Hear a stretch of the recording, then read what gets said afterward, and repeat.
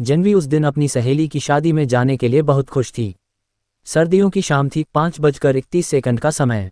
बस रुकी और वो रुद्रपुर गांव में उतरी, पर उसका असली ठिकाना था बांदीपुर गांव, जो वहां से करीब 3 किलोमीटर दूर था। सड़क सुनसान थी, धुंध फैल चुकी थी, चारों तरफ सन्नाटा, बस झींगुरों की हल्की आवाजें। जनवी ने अपने दुपट्टे को कसकर ओढ़ा और चल पड़ी।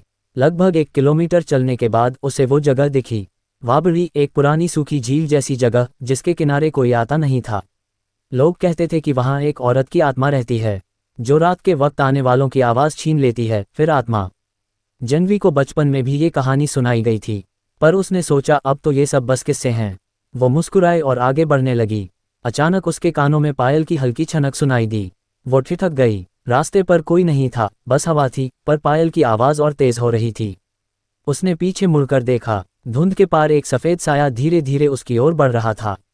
लंबे बाल टखनों तक झूलते हुए और चेहरा धुंध में धुंधला। जनवी के पैरों ने मानो जमीन छोड़ दी। वो भागी जितनी तेज भाग सकती थी, पर हर कदम पर वो पायल की छनक उसके पीछे थी। एक लय में, उसके हर कदम के साथ। अचानक उसके सामने एक पुराना कुआं आया, जो झाड़ियों से ढका हुआ था। वो वहां ठिठक गई, पीछे देखा। साया अब ठीक उसके पीछे था। धीरे से उस औरत ने कहा, क्यों आए तू मेरी वाबड़ी से होकर? आवाज इतनी ठंडी थी कि जनवी का गला सूख गया। उसके होंठ हिले, पर आवाज नहीं निकली। और तभी सफेद साया उसके बेहद पास आ गया। उसका चेहरा अब साफ दिख रहा था। वो बिना आंखों का चेहरा था, बस खाली गड्ढे। उसने जनवी के गले पर हाथ रखा, और जनवी ने महसूस किया कि उसकी सांस खींची जा रही है। आवाज, जान, सब कुछ मानो किसी ने छीन लिया हो।